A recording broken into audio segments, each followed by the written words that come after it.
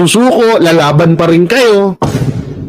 Tapos yung mga mangingisda doon, gutom, hindi makapangisda sa karburasyon ba yun? Hindi makapangisda doon, kayo naman, lalaban tayo. Oh, puro lang laban. Laban lang ng laban. Tapos, ang sinasabak, yung mga marine, yung mga reporter na mga tulongges,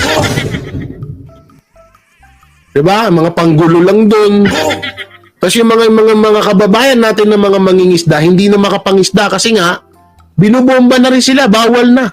Kasi ikaw ba naman, ikaw ba naman galitin ng presidente niyo yung China, hindi nga talaga kayo makapangisda. Anak ng teteng.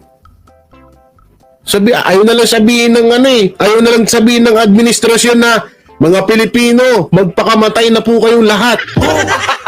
Gago! Dapat ganun na lang eh. Anak ng